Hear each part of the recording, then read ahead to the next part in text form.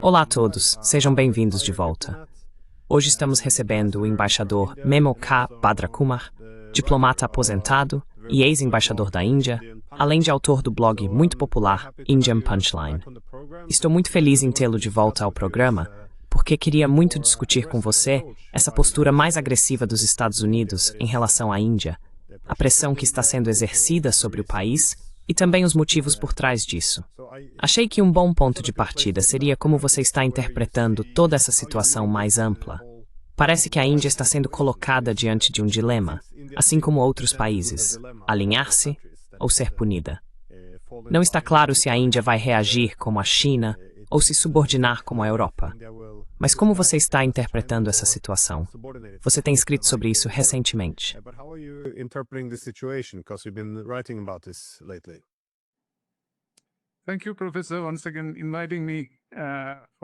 Obrigado, professor, mais uma vez por me convidar para este seu prestigiado programa, do qual todos nós somos ouvintes e espectadores assíduos para ter um vislumbre do futuro. Você está fazendo um trabalho maravilhoso. Muito obrigado. Agora, entrando no tema sobre o qual teremos uma conversa, deixe-me dizer desde já que não há nenhum senso de pânico na Índia em relação a isso. É uma situação curiosa de 1 ou 2 pontos de impasse nas condições de mercado da Índia, que estão chamando a atenção de Trump para esse tipo de nível tarifário. O principal ponto de vista indiano seria a agricultura e os produtos lácteos. Agora, se considerarmos o acordo de livre comércio que foi negociado com a Grã-Bretanha recentemente, a Grã-Bretanha cedeu nesse ponto e tem uma boa familiaridade com o assunto.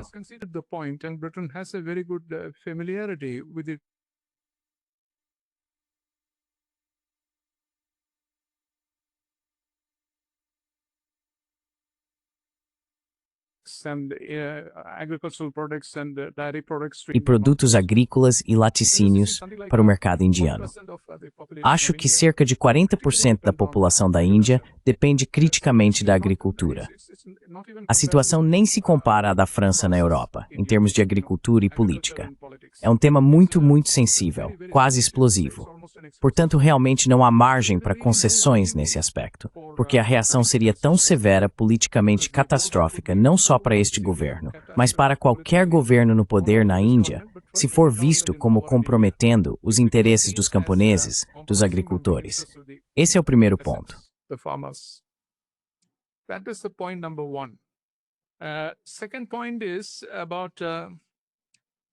O segundo ponto é que esta não é realmente a etapa final. A última palavra sobre a Índia ainda não foi dita por Trump. Porque, ao contrário de muitos outros, talvez o Canadá também esteja em uma situação semelhante, pelo que vejo, já que a equipe canadense está acampada em Washington, há uma outra via em andamento, que são as negociações ativas. E pelo que se pode perceber em Delhi, essas são negociações de altíssimo nível. Negociações de alto calibre de ambos os lados. Nossos representantes disseram que nunca viram negociações como essas antes. Ou seja, estão ocorrendo negociações muito intensas. E enquanto se aguarda o resultado dessas negociações, Trump já abordou esse assunto.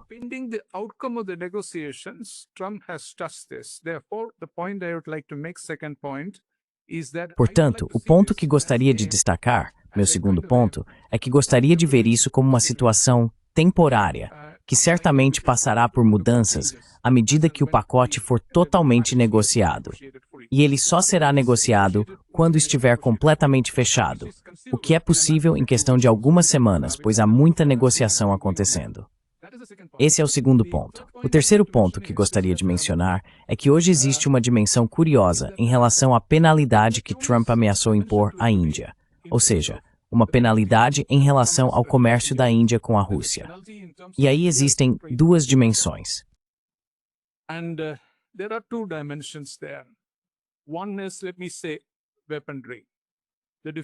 Uma questão é, deixe-me dizer, o armamento, a relação de defesa. Nesse ponto, sabe, é irrealista novamente que os Estados Unidos imponham tais exigências à Índia.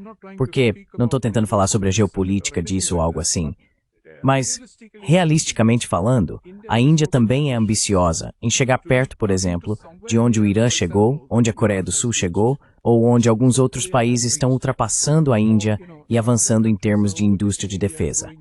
Veja, a Índia tem comprado armamentos, usado eles, e de repente tem comprado armamentos, usado eles, mas nunca desenvolveu realmente uma indústria de defesa.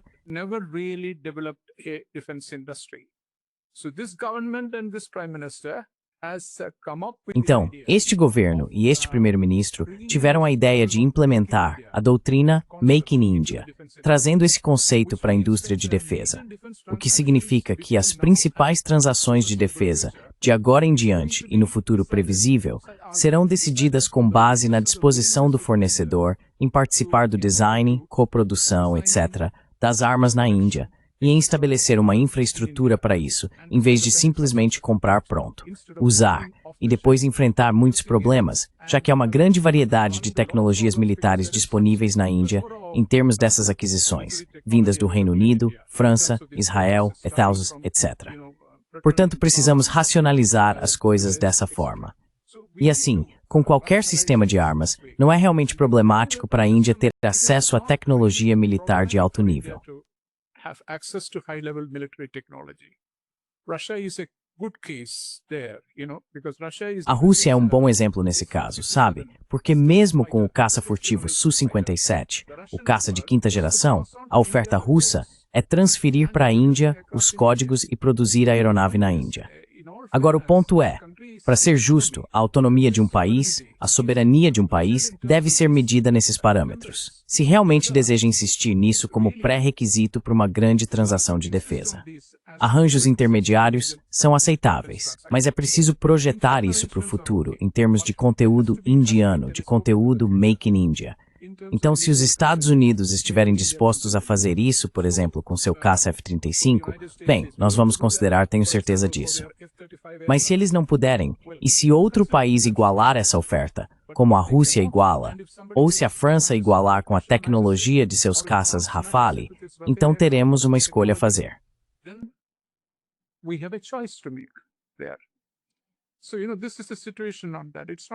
Então veja, essa é a situação nesse caso. Não é algo muito simples. Não se trata apenas do porta-voz. O porta-voz indiano meio que reduziu a questão à amizade comprovada com a Rússia. É um fato. Existe uma amizade de longa data. A Rússia é confiável, e isso faz diferença quando se trata de sistemas de armas e afins. Quando você está em uma situação de conflito e quer usar suas armas, se o fornecedor impõe condições, mantendo os códigos com ele ou ela e não compartilhando com a Índia, isso é um problema. Eles acabam ditando a política externa e a política militar do país. Então veja, esse é um aspecto da questão. Portanto, é mais do que apenas a relação de longa data. A relação de longa data é o fundamento. A Rússia nunca decepcionou a Índia. E essa é a pura verdade.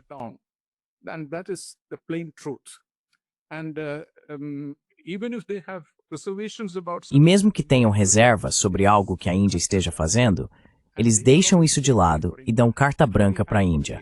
Carta branca para os tomadores de decisão indianos. Agora, isso é uma grande virtude do ponto de vista da Índia, e Trump deveria reconhecer isso. Esse é um aspecto. O segundo ponto é sobre essa questão do petróleo. Na verdade, a Índia não permitiu que a política interferisse no petróleo. É um assunto sério demais para ser misturado com política ou geopolítica. Trata-se de segurança energética. 86% das necessidades de petróleo da Índia são atendidas por importações. 86%. Veja a vulnerabilidade da economia. Nosso alto comissário em Londres disse outro dia que a exigência de reduzir o petróleo russo é, na verdade, uma exigência para fechar a economia indiana. É possível fazermos isso? Mas vejam aí um lado positivo.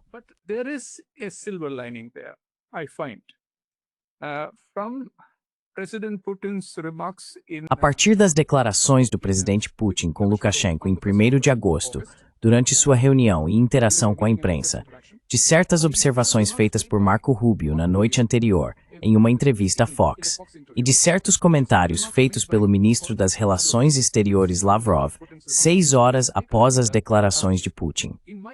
Tomando tudo isso junto, com minha experiência de quem trabalhou por 9 anos no antigo espaço soviético como diplomata, vejo que as nuvens escuras estão se dissipando. No sentido de que o fio cortante desse ultimato, o ultimato americano de que a guerra deve terminar até o dia 8, está sendo enfraquecido. E o indício mais claro disso é o reaparecimento de Witko no cenário diplomático. E aquele outro general, Kellogg, voltou para as sombras.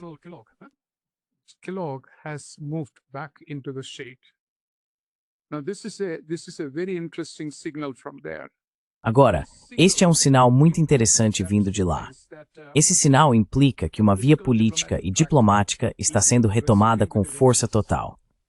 Ambos os lados tomaram medidas extremamente alarmantes e provavelmente sem precedentes, começando pelo envio de bombas nucleares para a Grã-Bretanha, o deslocamento de submarinos e declarações abertas sobre o futuro de Kaliningrado, declarações ameaçadoras sobre Kaliningrado. Tudo isso, considerado em conjunto e culminando finalmente na revelação de Putin, uma revelação deliberada, fora de contexto, no dia 1º de agosto, de que o míssil Orishnik foi incorporado às Forças Armadas e que a produção em série está começando. Então veja, era uma situação muito alarmante.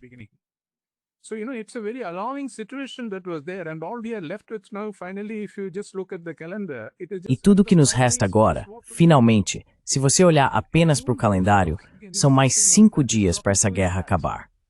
Quero dizer, qualquer um que esteja falando e insistindo nisso, está falando besteira. Não é possível, porque a guerra está em pleno andamento. É uma guerra intensa e está se intensificando, se é que algo. Então o ponto é que as declarações feitas pela liderança russa e os comentários sensatos, racionais e calmos feitos por Marco Rubio, que provavelmente já foram respondidos pelo lado russo, abrem uma oportunidade para a retomada das negociações. E o motivo pelo qual estou dizendo isso é porque, se as negociações forem retomadas em qualquer formato, a data limite de 8 ou 9 de agosto se torna irrelevante.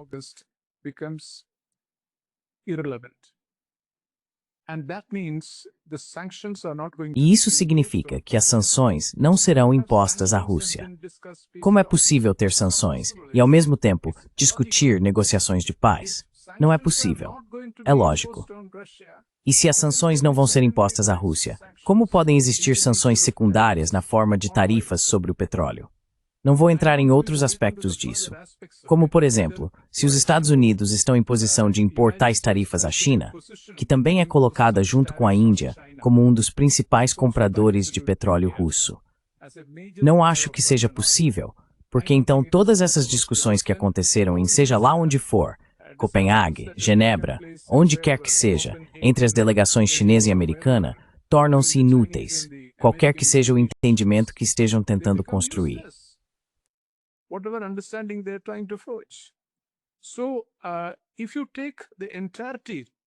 Então, se você considerar tudo isso junto, não acho que o que esses profetas do Apocalipse vêm prevendo sobre uma terceira guerra mundial e coisas do tipo esteja sequer remotamente na mente de Trump ou Putin. E o resto, você sabe, há muita encenação acontecendo, e o assunto são as tarifas. Vou parar por aqui. Então, repito o que disse. Realmente não há crise na situação no que diz respeito à Índia. Vamos esperar e observar. E nossos negociadores estão agora finalizando seus melhores argumentos sobre por que a Índia não pode se dar ao luxo de ceder em certos aspectos vitais da economia. Vou encerrar por aqui.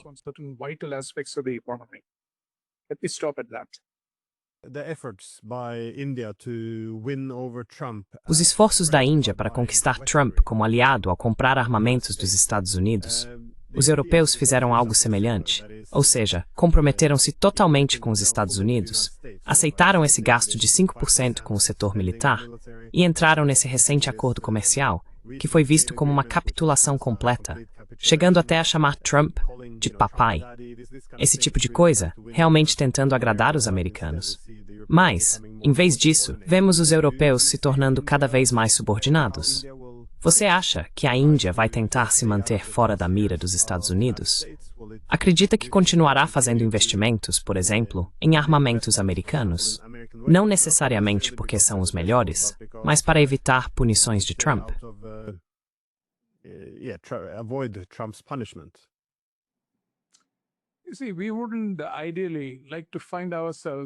Veja bem, não gostaríamos, idealmente, de nos encontrar na triste situação em que os europeus se encontram, comprando armamentos dos Estados Unidos.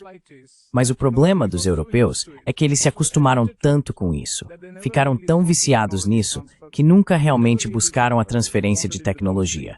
Eles nunca quiseram, de fato, o desenvolvimento, a longo prazo, de uma indústria de defesa europeia completa. E agora estão se arrependendo. E agora é praticamente impossível recuperar o tempo perdido. Esse é o primeiro ponto. Segundo ponto, se você observar o padrão, na verdade, a matriz básica das transações de defesa, das transações militares entre os Estados Unidos e os aliados europeus, tem uma grande dose de colonialismo. Vou te explicar por quê. Porque, veja, o sistema de aliança ocidental é usado para criar, manipulado para criar, condições de mercado para exportação. Market conditions for export. As it is in 2024, como está em 2024, 34 ou 35% de todas as exportações de armas americanas no mundo foram para a Europa. Os europeus estavam comprando 34, 35% dessas exportações. Agora, a lógica de Trump faz sentido nesse aspecto, de que a Europa deve se sustentar sozinha. Por isso ele trouxe essa ideia de 3% primeiro e depois 5%. Mas o que isso significa? Quando esses países não estão em condições de levantar esse tipo de dinheiro, eles estão sendo forçados a fazê-lo. Qual é o déficit orçamentário da potência da Europa, a gigante economia alemã? Um déficit de 300 bilhões de dólares hoje. Então, em primeiro lugar, é irrealista forçar esses países a fazerem isso. E o segundo ponto é, o que está realmente sendo feito? Forçá-los a tomar empréstimos e depois comprar armamentos dos Estados Unidos em quantidades ainda maiores do que já vinham comprando antes. Agora, por que a Índia deveria fazer isso? A Índia não faz parte de nenhum tipo de sistema de alianças. A Índia não é um mercado cativo.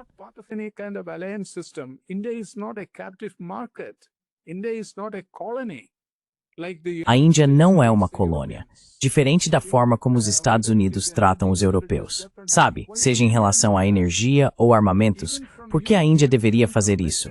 Mesmo dos europeus, mesmo dos países ocidentais, pode haver ofertas de armamentos se os Estados Unidos não fornecerem. É por isso que eu disse no início, tudo é uma questão de julgamento qualitativo, e isso precisa ser avaliado. Claro, o preço precisa ser competitivo, mas também tem que valer a pena qualitativamente para a Índia fazer isso, porque a Índia quer que esses armamentos sejam integrados à indústria de defesa indiana para a produção local no país.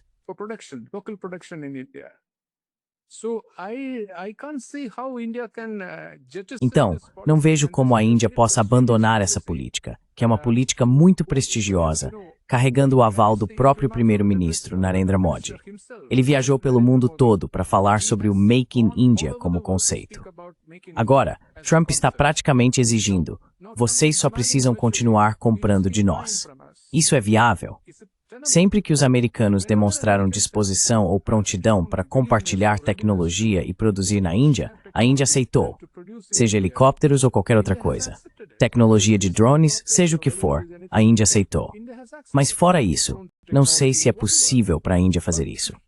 Otherwise, I don't know whether it is possible for India to do this. And then Americans have this bad habit. E então, os americanos têm esse mau hábito, mesmo com os europeus. Eles não compartilham o código. Veja, esses caras são mantidos sob rédea curta. Não estou dizendo que eles vão se rebelar e querer lutar uma guerra que a América se opõe. Não é isso. Mas o ponto é o seguinte, é uma soberania muito restrita que os europeus estão desfrutando. Eles são levados a acreditar que estão recebendo armamentos de ponta, mas estão abrindo mão de sua soberania. E você pode imaginar que é uma lógica nisso, em termos do artigo 5 e do sistema de alianças ocidentais. Mas por que a Avindia iria se preocupar com tudo isso? Why should India, worry about all that?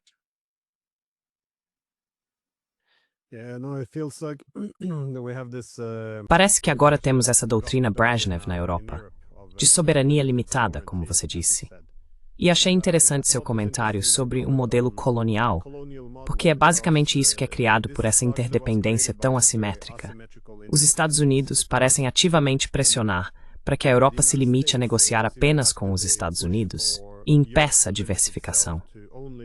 Novamente, é isso que você faz se quiser prender uma parte mais fraca em uma relação de dependência excessiva.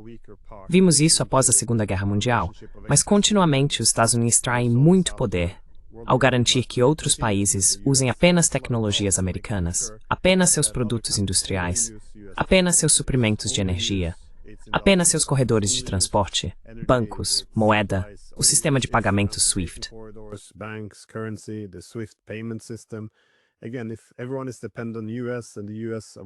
Novamente, se todos dependem dos Estados Unidos e os Estados evitam qualquer dependência real de outros, então você pode ter essa interdependência assimétrica, da qual os Estados Unidos extraem seu poder hegemônico. Mas eu acho que os europeus se comprometeram com esse modelo, pensando que seriam recompensados. Em vez disso, como você disse, agora é mais um status de vassalo. Mas como você acha que os Estados Unidos... Bem, Trump é muito aberto sobre suas intenções de enfraquecer os BRICS. Mas isso também é uma pressão sobre a Índia para reduzir seus laços com os BRICS. Em outras palavras, se os BRICS são um instrumento de diversificação para ter um sistema econômico mais multipolar, até onde a Índia está disposta a ir para defender sua posição nos BRICS? Porque muitas vezes se tem a impressão de que o compromisso da Índia não está entre os mais fortes.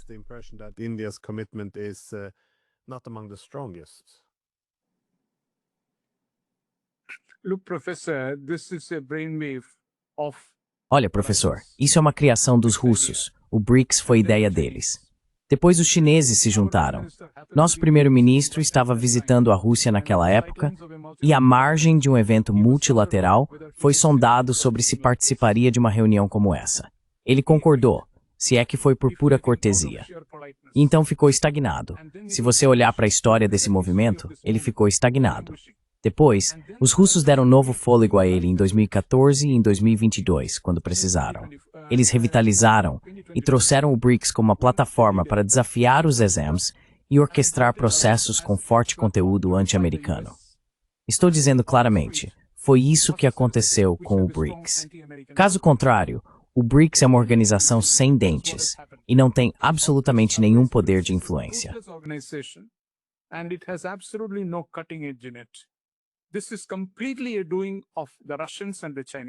Isso é completamente obra dos russos e dos chineses.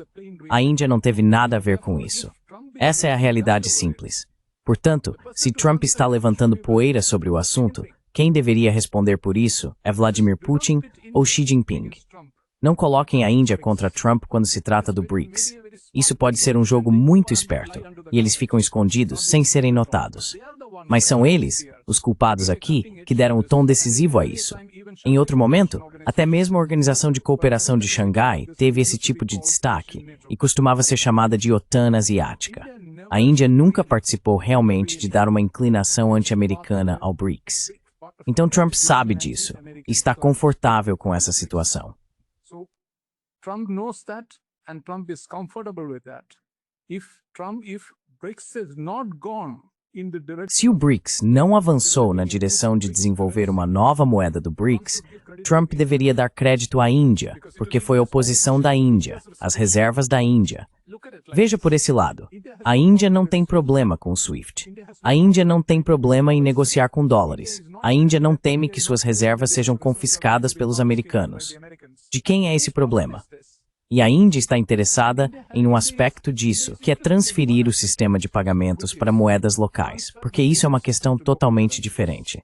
Trata-se de dar um lugar e um nome para a moeda da Índia na cesta de moedas mundiais, condizente com o crescente status da Índia como potência econômica.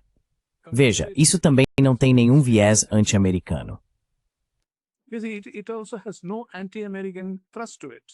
If there are countries which do not have dollars, se houver países que não têm dólares disponíveis, a Índia ainda pode comercializar com eles se negociarem em moedas locais. Não há nenhum conteúdo anti-americano nisso.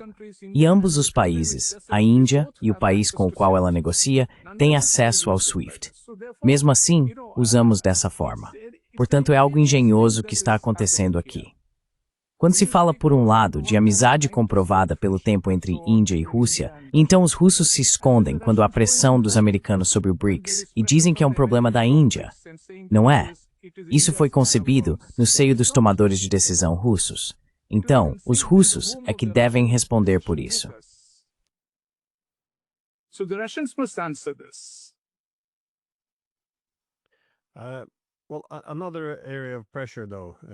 Bem, outra área de pressão para a Índia, no entanto, parece ser a redução de sua conectividade econômica com o Irã. Isso obviamente não é algo novo, mas Trump também quer que a Índia reduza seu comércio com o Irã. Alguma pressão adicional está vindo? Ou como você vê isso impactando o corredor internacional de transporte norte-sul? Porque parece que grande parte do uso desse corredor de transporte é dificultado pelas sanções impostas ao Irã.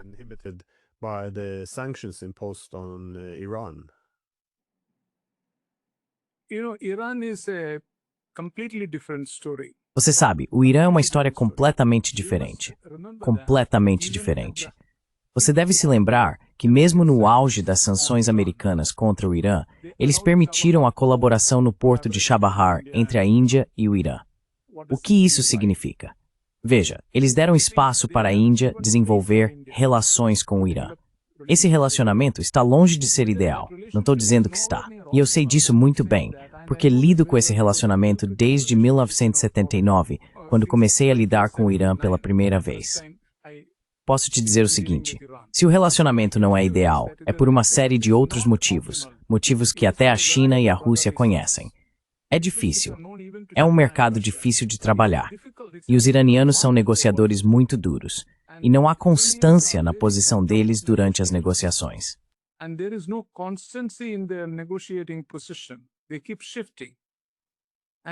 Eles continuam mudando. E quem vai colocar dinheiro na cesta, na mesa, quando as condições não estão disponíveis para isso? Mas não acho que o relacionamento esteja atrofiado por causa da pressão americana. Na verdade, não vejo nenhuma evidência disso. Trocas de alto nível acontecem. Constantemente há consultas ocorrendo entre os ministérios das relações exteriores e os americanos são indiferentes a isso. Também temos uma relação muito forte com Israel. Os americanos sabem disso também. Na verdade, pessoalmente acho que o equilíbrio é importante e a Índia nem sempre o manteve nos últimos tempos. Acho que deveríamos ser mais enfáticos em apoio aos palestinos e à situação em Gaza e assim por diante. Essa é a minha opinião pessoal. Mas realmente não é por causa de qualquer pressão americana, pelo que posso ver.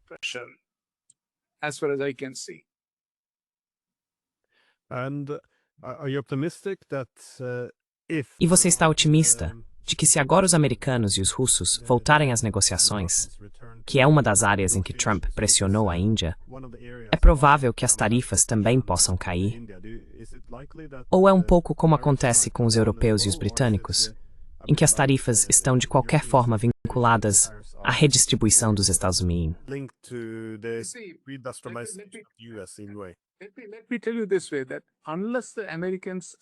Deixe-me colocar desta forma.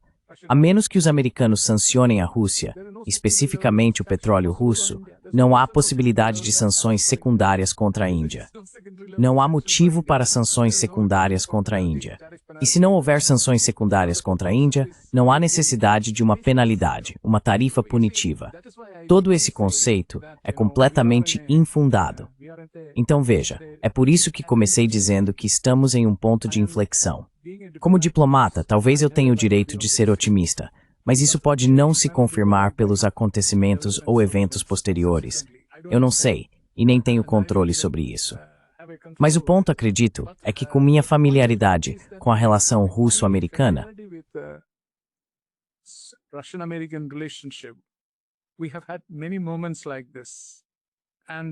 já passamos por muitos momentos como este. E você sabe, nem sempre as coisas são o que parecem à primeira vista. Vivemos dias em que todos esses podcasters profetizam que a guerra é iminente e assim por diante. E certamente os sinais são muito reveladores quando Putin anuncia que o Avangard está entrando em produção em série. É uma declaração enorme porque se trata de armamento que o mundo ocidental simplesmente não possui. E é um armamento cujo uso seria, principalmente, contra um alvo ocidental. Portanto, é um anúncio altamente simbólico. Então isso é preocupante. Mas, ao mesmo tempo, vi que a revelação de Trump foi que, após Tel Aviv, Netanyahu foi orientado a seguir para Moscou. Witkoff has been told to proceed to Moscow.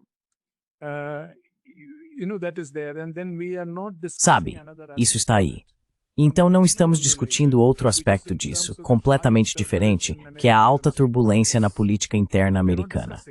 Não estamos discutindo isso. Quando comecei meu trabalho no Ministério das Relações Exteriores, meu chefe me disse que ao lidar com o Paquistão, seu primeiro pensamento deveria ser: quais são as motivações por trás desse movimento paquistanês contra a Índia? A menos que você saiba disso, não pode lidar com a situação. Então, é o mesmo tipo de coisa. Quais são as motivações de Trump aqui? Trump conseguiu, nesses últimos dias, uma enorme distração do caso Epstein. Não é? Sim, de Epstein para... Isso aconteceu. Uma distração enorme. Enorme essa coisa. Porque isso é muito mais atraente. Massive this thing. Because this is so much more sexy. Oroshnikov and, sending nuclear Oroshnikov. E você sabe, enviar bombas nucleares de volta ao Reino Unido para serem usadas contra a Rússia, e enviar submarinos para as águas escuras próximas à costa russa. E você sabe, deixá-los lá para atingir a Rússia com uma capacidade de primeiro ataque. Medvedev respondeu que você sabe, a capacidade de segundo ataque ainda será mantida. E lembre-se da mão morta, e assim por diante. Sua última declaração foi um lembrete assustador de que você não tem onde se esconder, mesmo que tente um primeiro ataque contra a Rússia ou tente decapitar a liderança russa. Você não tem onde se esconder. Essa é a mensagem clara. Veja aonde as coisas chegaram. Os soviéticos e os americanos nunca falaram assim um com o outro. Eles tinham uma maneira educada e civilizada de travar guerras por procuração.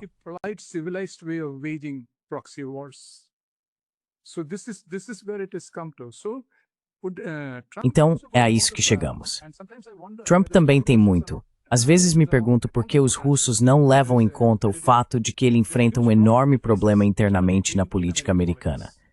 E as eleições de meio de mandato são no ano que vem. Basicamente, acho que a questão é a seguinte: a doutrina Trump se mantém. Ele não quer uma guerra, o que Rubio também repetiu em sua entrevista na Fox, o que levou Putin a concordar com isso e, subsequentemente, Lavrov a reforçar que nenhum dos lados quer isso, e ambos querem conversar. Então acho que gostaria de ver isso como um desdobramento positivo. E todas essas discussões ganham uma coloração completamente diferente, dependendo do que é levado de Moscou de volta para a Casa Branca.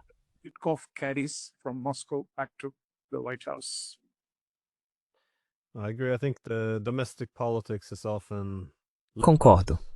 Acho que a política interna muitas vezes é deixada de fora da análise dos assuntos internacionais. Esse é um bom ponto. E a questão do Epstein realmente se destacou. Parece ser algo que poderia derrubar Trump, reunindo muita insatisfação em torno da política externa e de tudo mais. Mas foi interessante perceber que é realmente essa questão doméstica que pode criar esses problemas para ele. Minha última pergunta, porém, é, considerando que o futuro das relações entre Estados Unidos e Índia depende em grande parte da guerra na Ucrânia, como você vê o desenvolvimento dessa guerra agora? Porque há mudanças enormes no campo de batalha. Também há problemas no Ocidente em relação ao fornecimento de armas, independentemente da promessa de enviar mais armamentos.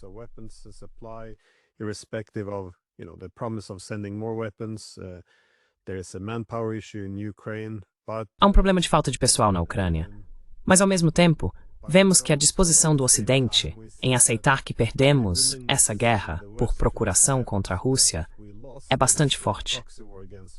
Por isso, muitas vezes temo que haverá muito desespero se houver agora uma brecha nas linhas de frente. E políticos tendem a fazer coisas estúpidas quando estão desesperados. Então, você tem alguma opinião sobre como a guerra está se desenvolvendo, exatamente?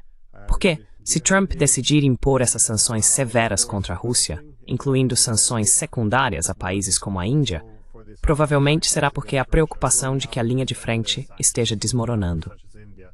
Então, gostaria de saber como você vê a guerra.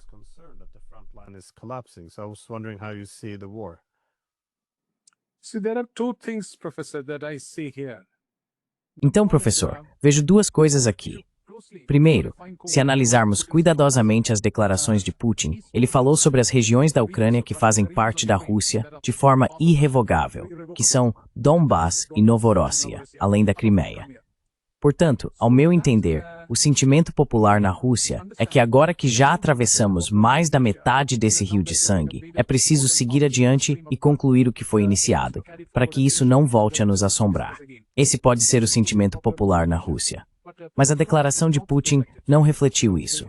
Em nenhum momento ficou claro que os objetivos russos incluiriam, pelo contrário, Odessa, Kiev, Dnipro, Kharkiv e assim por diante. Kharkov and so on. So that I thought was very significant because Então eu achei isso muito significativo, porque ele delimitou a questão. E o segundo ponto que ele destacou é que não se tratam de condições. Ele mencionou especificamente que esses pontos, que foram detalhados na reunião no Ministério das Relações Exteriores da Rússia em junho do ano passado, não são condições. Esse é o segundo ponto. E o terceiro, novamente, do lado positivo. Isso não tem nada a ver com kremlinologia.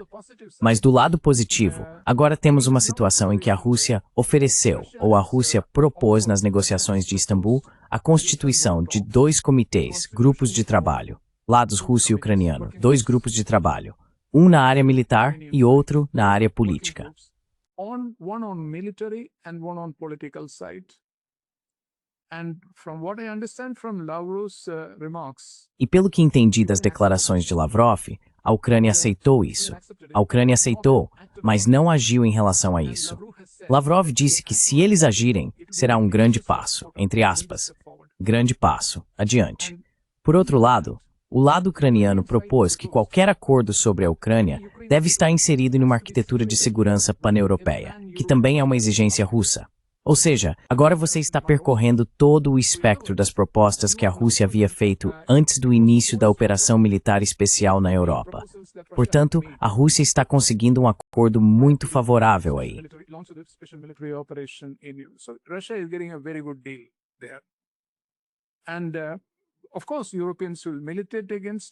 E claro, os europeus vão se opor a isso. Os bálticos vão ficar indignados. Você sabe, os estados bálticos, isso já era esperado. Mas tem uma forte sensação de que não foi só para jogar golfe que Trump foi à Escócia por 4 dias. Ele afastou Starmer da agitação da política europeia britânica de uma forma reservada, para longas horas de conversa. Era muito importante para Trump levar os britânicos junto. Você sabe, eles ainda conseguem ter uma influência maior do que o esperado. E podem ser um grande obstáculo se não estiverem sozinhos. Então, de certa forma, estamos subestimando Trump.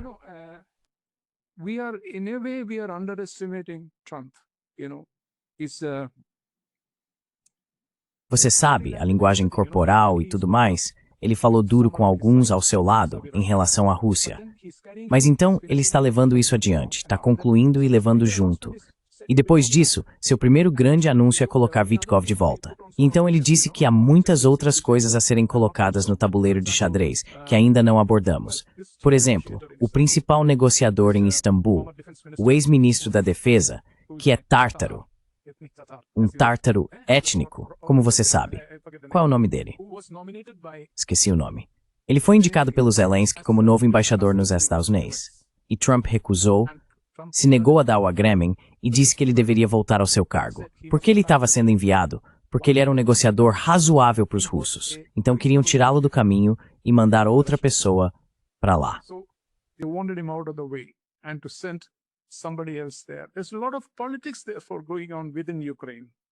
Há muita política acontecendo dentro da Ucrânia. E Trump disse, nada feito. Ele continuará fazendo seu trabalho.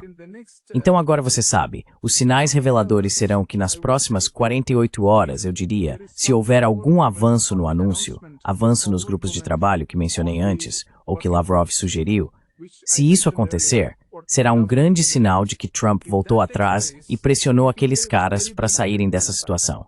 Porque os russos disseram que isso será reconhecido como um grande avanço no processo político. Então, o que eles conseguiram? Os russos conseguiram isso. Os russos conseguiram a aceitação geral de que aqueles territórios que estão sob posse russa é irrealista tentar recuperá-los.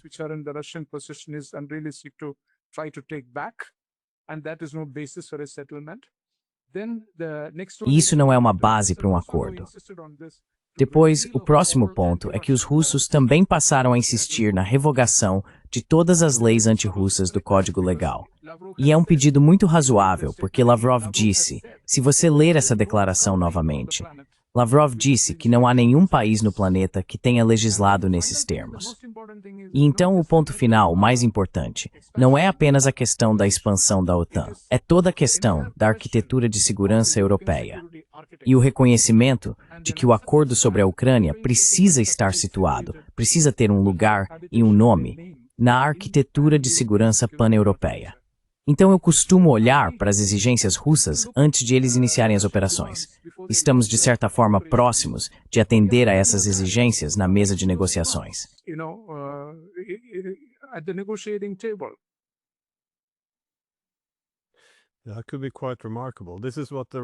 Isso poderia ser bastante notável. É sobre isso que os russos vêm falando há mais de 30 anos. Uma arquitetura de segurança baseada na segurança indivisível. Ou seja, não permitir que um lado aumente sua segurança às custas do outro. E, novamente, é por isso que a expansão da OTAN se tornou o substituto, na prática, cancelando a arquitetura de segurança europeia inclusiva. Esse sempre foi o verdadeiro câncer nas relações entre leste e oeste. Algo que redividiu o continente e reativou a lógica da Guerra Fria. Se eles conseguirem avançar com isso, todo o resto, desde questões territoriais até qualquer outra coisa, pareceria insignificante em comparação.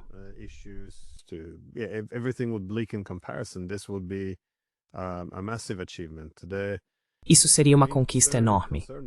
No entanto, a principal preocupação, ao meu ver, é que haveria um grande ceticismo em Moscou quanto à real implementação desses acordos.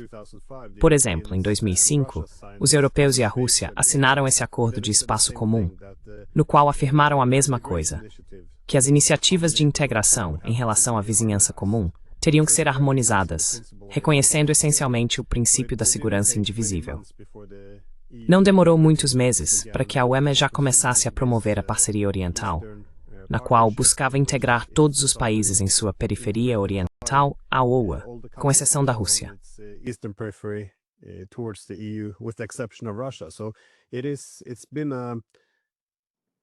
Então, os últimos 30 anos foram cheios de promessas e acordos assinados, mas muitos deles fracassaram.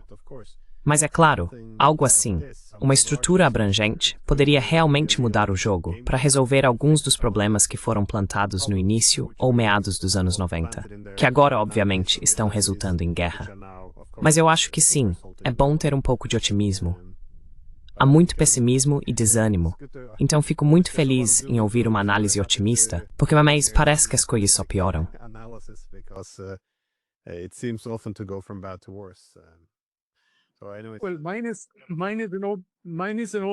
Bem, isso é um velho hábito meu. Fui pago para ser otimista por cerca de 30 anos. Essa era a minha profissão. Então, talvez eu esteja errado, mas tenho uma certeza razoável, e até suspeito que isso explica a falta de pânico na Índia, em Delhi, que vemos tudo isso como um trabalho em andamento, e não há nada definitivo sobre isso. Voltando ao nosso tema de discussão sobre tarifas contra a Índia, não acho que o relacionamento Índia-Estados Unidos esteja nem perto de enfrentar uma crise. Claro, haverá lições a serem aprendidas com o que aconteceu, porque foram feitas suposições sobre o básico de lidar com os Estados Unidos. Agora, talvez surjam algumas novas regras, novos limites, mas não será nem de perto uma relação antagônica.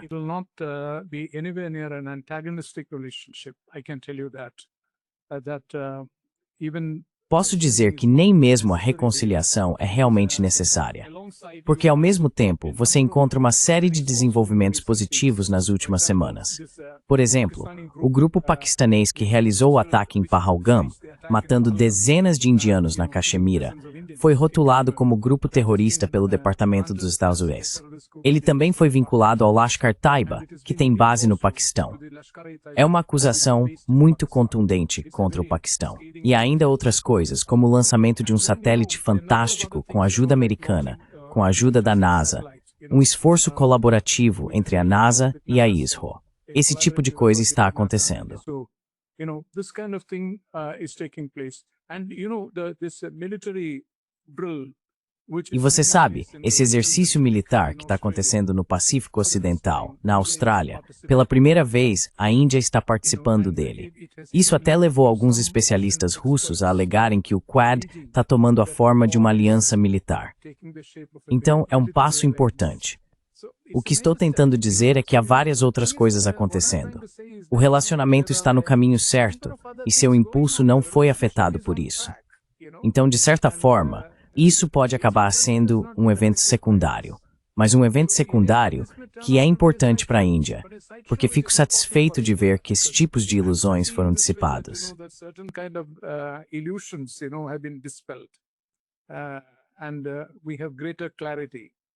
E temos uma clareza maior.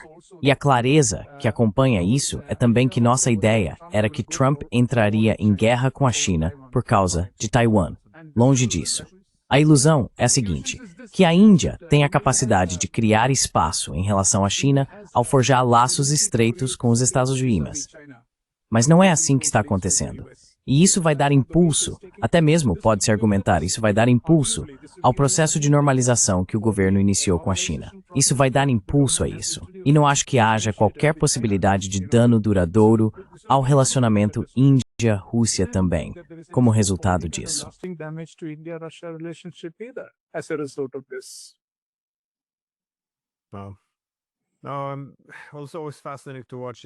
Uau! Além disso, é fascinante observar a Índia, porque, novamente, este é o principal poder não alinhado durante toda a Guerra Fria.